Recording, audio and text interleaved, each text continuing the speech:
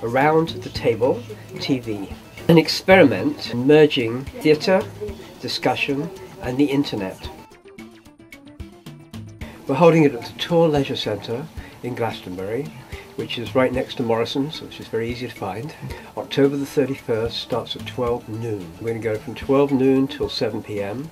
and then after 7 p.m. we're going to have a social, interactive social event with open mic, poetry, music, whatever it is people will bring to the stage. We're going to decorate the room up for Halloween, of course, because it's quite a special time. All across the culture, from the pagan culture through to the mainstream culture. Glastonbury is the centre of the universe.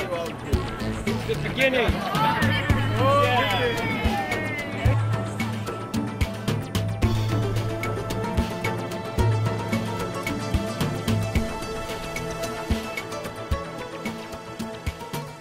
Pregnant with possibilities. There'll be a table in the centre of the room with chairs around it. There is no audience, actually. The chairs will be filled by you, any of you. There are no experts in this event, except for you are the expert.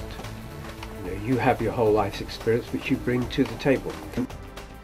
This whole concept is about the fact that the real conversations that take place in our lives happen in our living rooms, around the table, not in the Houses of Parliament or places like that. The real conversations about the things that are important to us happen around the table, and that's what we're wanting to recreate here in this environment.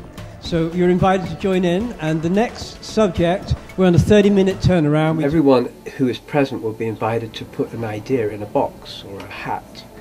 And every 30 minutes we will pull out one of those ideas. It'll be discussed around the table. Each person around the table will have 60 seconds at a time to speak. You can speak again, but in order to keep the conversation moving, we will have a limit on 60 seconds per person. Using the metaphor that our culture is a sum total of our collective conversation.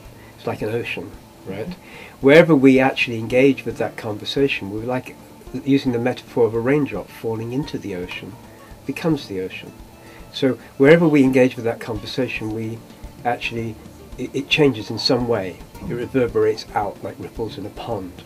And by broadcasting this live over the internet and having the facility where people out anywhere in the world not only can hear it, they can also come back through Twitter and through Facebook and other social networking streams, can engage with the conversation and have input to it. So actually we're recycling it and sending it out again.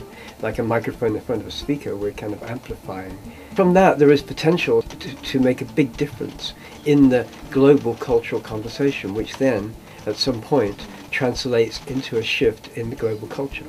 My catchphrase for it all is, in the beginning is the web.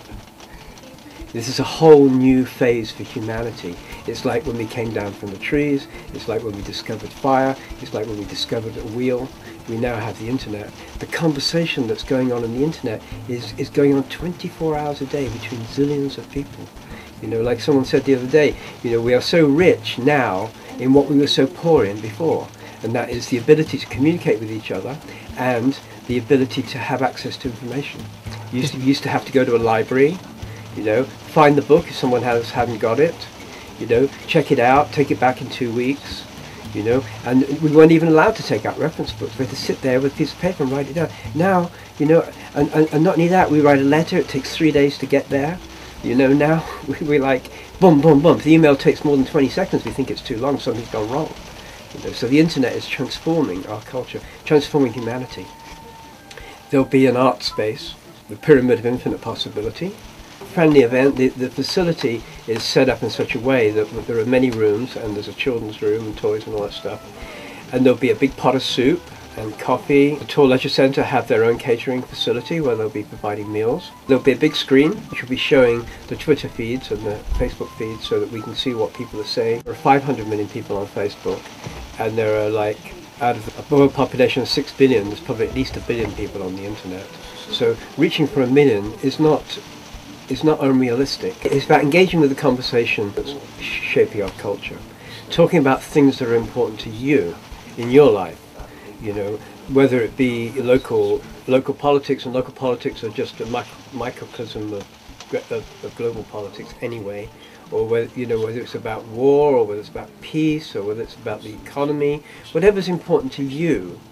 This is your opportunity to talk about it with other people, and maybe people who have completely different ideas, and in that exchange of ideas there's the opportunity for our own point of view to evolve, to become more encompassing, because the pathway to global peace is understanding, is in unity, in understanding each other, seeing each other's point of view and finding a way forward that doesn't actually negate anybody else's point of view. It takes all points of view on board.